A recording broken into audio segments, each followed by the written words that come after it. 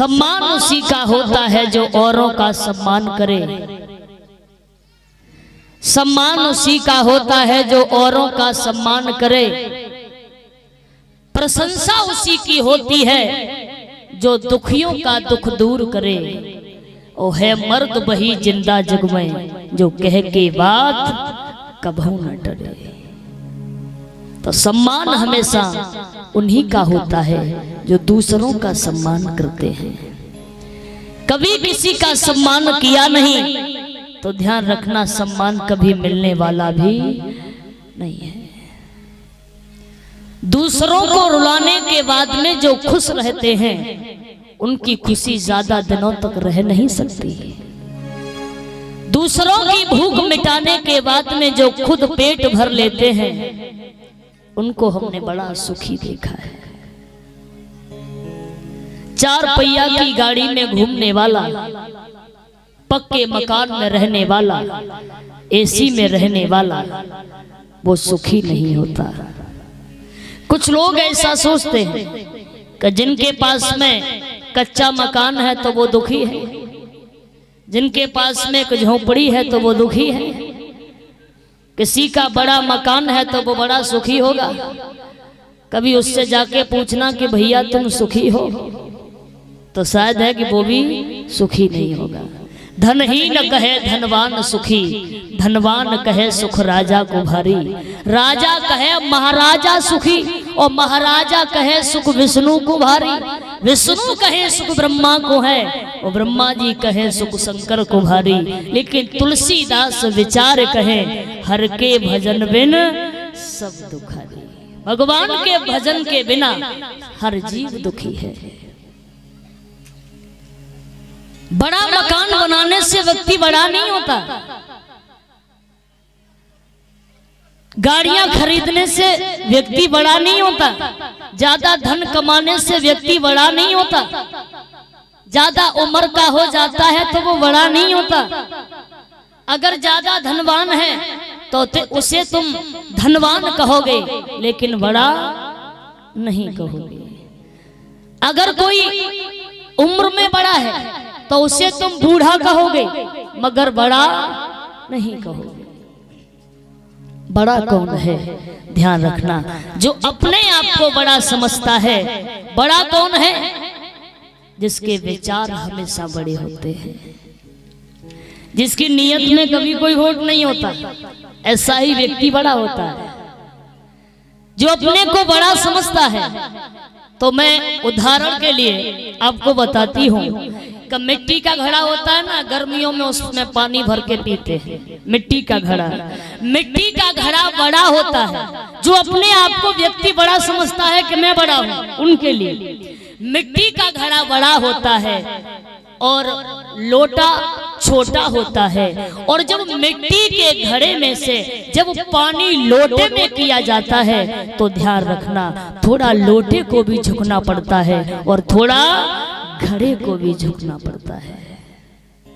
वो तो अपने आप को बड़ा समझता है, बड़ा है, लेकिन जब पानी उसमें किया जाता है तो थोड़ा उसे भी झुकना पड़ता है और थोड़ा घड़े को भी झुकना पड़ता है।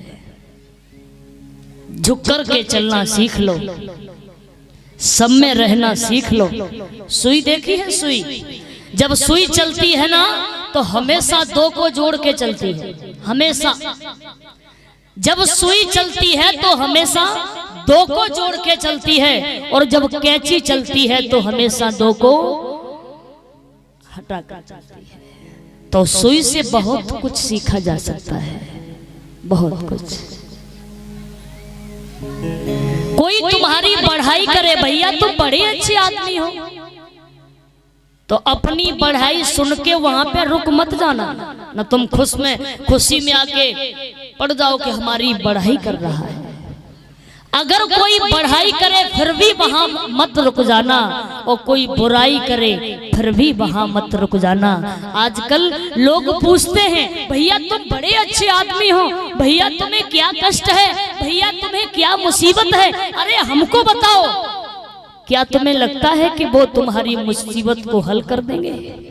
कहीं ऐसा तो नहीं है कि तुम्हारी दिल की बात पूछने के बाद वो दुनिया वालों को दिखा दे, तुम्हारे घर वालों को दिखा दे। इसीलिए हर अपने दिल की बात हर किसी को बताया मत करो, हर आंसू आंख में लाया मत करो। क्यों? क्योंकि लोग तो मुट्ठी में नमक लिए घूमते हैं, इसीलिए अपने जख्म हर किसी को दिखाया मत करो, अपने जख्म हर किसी को दिखाया मत करो, क्योंकि लोग तो नमक लिए घूमते हैं। वे तुम्हारे जख्मों को भरेंगे नहीं, घायल और कर देंगे। तो कोई हमारी बढ़ाई करे फिर भी मत रुकना। हाथी को देखा है? हाथी जब हाथी गांव में आता है ना, तो हाथी के आगे तमाम लोग हाथ जोड़ के खड़े रहते हैं, जिन्हें गणेश भगवान का अवतार समझते हैं। तमाम लोग हाथ जोड़ के खड़े रहते हैं, कितना सम्मान होता है हाथी का। और हाथी के पीछे कुत्ते भौंकने वाले किसी के पीछे नहीं होते, इतने उसके पीछे पड़े रहते हैं। वो कुत्ते क्यों भौंकते हैं? क्योंकि जो आगे सम्मान कर रहे हैं हाथी का, उन कुत्तों को वो अच्छे नहीं लग रहे हैं। लेकिन हाथी बड़ा अजीब है, जो सम्मान कर रहे हैं हाथी को, उनसे भी कोई फर्क नहीं है। और जो पीछे कुत्ते भौंक रहे हैं हाथी को, उनसे भी कोई फर्क नहीं है। हाथी अपनी चाल में उतनी ही चाल चलता है, वो अपनी चाल में मस्त रहता है, उसको किसी से कोई लेना देना नहीं है।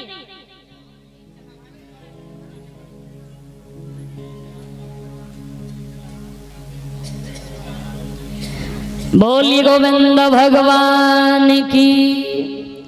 तो आइए जहां तक भी हो सके सब में मिलकर के रहना सीखें, क्योंकि इस जीवन का कभी कोई भरोसा नहीं है। आज ऐसा मौका है, कल ऐसा मौका मिला या ना मिला। आज ये समय है, कल ऐसा समय मिला या ना मिला, क्योंकि जीवन का कभी कोई भरोसा नहीं होता है। जब व्यक्ति का अंत समय आता है तो उस समय को कोई रोक नहीं सकता, क्योंकि ये काल बहुत ईमानदार है, बहुत ज्यादा। आप बेईमानी कर सकते हो, मगर ये काल कभी बेईमानी नहीं करता है, क्योंकि ये काल बहुत ईमानदार है। काल बड़ा ईमान है, बिन आई नहीं ले, जिसकी आती नहीं है उसको नहीं लेगा।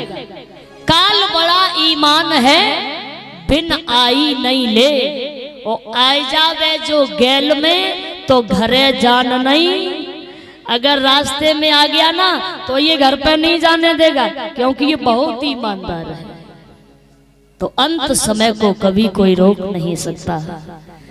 कि सज धज कर जिस दिन मौत की, जब हमारा अंत समय आएगा ना, तो ना घर साथ देगा, ना परिवार साथ देगा, ना सोना साथ देगा, ना चांदी साथ देगी, कुछ भी साथ नहीं देगा। कि सज धज कर जिस दिन मौत की सहजादी आएगी, सहजादी आएगी, ना सोना काम आएगा, ना चांदी आएगी। सज धज कर जिस दिन मौत की, न सोना काम आएगा और ना चांदी आएगी। अरे तू छोटा कितने बड़े अरमान है तेरे, अरमान है तेरे। हम तो छोटे हैं, हमारा तो पल का भी भरोसा नहीं है, वो अरमान न जाने कितने बड़े बड़े हैं, ऐसा हो जाए वैसा हो जाए, ये कर ले वो कर ले। कि तू छोटा कितने बड़े अरमान है तेरे, अरमान है तेरे। और तू मिट्टी का सोने के सामान है तेरे, तू मिट्टी का सोने के सामान है तेरे।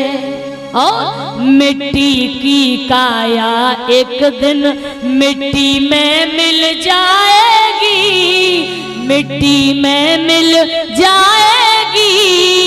ना सोना काम आएगा, ना चांदी आएगी, ना सोना काम आएगा और ना चांदी आएगी। तो संभल जाइए अभी से संभल जाओ, क्योंकि इस संसार में एक ऐसी भयानक आग लगी है जिसमें 2 लोग जल रहे हैं और बाकी सब बच रहे हैं।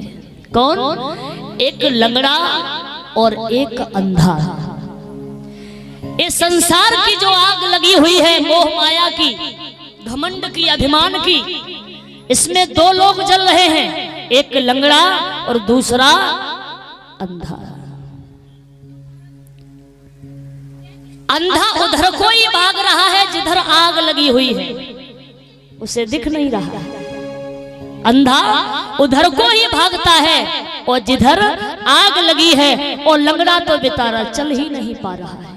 वो उसे समझाने की कोशिश कर रहा है, वो उसे लौटाने की कोशिश कर रहा है, और वो लंगड़ा कहता है भैया पैर हमारे हैं और आंखें तुम्हारी हैं, ऐसा करो मेरे कंधे पर तुम सवार हो जाओ, मैं इस आग से तुम्हें बचा सकता हूँ। ध्यान रखिएगा। अब अंधा कौन है और लंगड़ा कौन है? लंगड़ा है बुढ़ापा और अंधी है जवानी, क्योंकि आजकल युवा नौजवान ही इस आग में जलने जा रहे हैं। क्योंकि जिस दिन ये युवा भाई अपने बड़े बूढ़ों की बात मानने लगेंगे, जो द्वेष की आग लगी है, इस आग से सारा संसार बच जाएगा, बच सकता है। और सच तो बात यह है कि होश तो हमें तब आता है कि हमारी उम्र सब निकल जाती है। होश हमें तभी आता है कि हमारी उम्र निकल जाती है। जो काम बालापन में करना चाहिए था वो जवानी में करने की सोच रहे हैं, और जो जवानी में करना चाहिए था वो बुढ़ापे में करने की सोच रहे हैं। जवानी वाला काम तुम बुढ़ापे में नहीं कर पाओगे। तो होश तो हमें तब आता है कि जब हमारी सारी उम्र निकल जाती है। ध्यान दीजिएगा, कभी बड़ी अच्छी कल्पना करता है कि होश आता है बसल को। कब होश आता है हमें? आइए मेरे साथ तालियों का साथ देके बोलिएगा, और जरा मुंह से बोले तो आपको सुनने के बाद में ये मालूम पड़ेगा कि जीवन में कहां कहां भूल हो गई और कहां मन से अच्छा हो गया। क्योंकि इस दरबार में आके हमें यही मालूम पड़ता है कि जीवन में कहां गलती हुई, कहां भूल हुई और कहां हमसे अच्छा हो गया। आइएगा।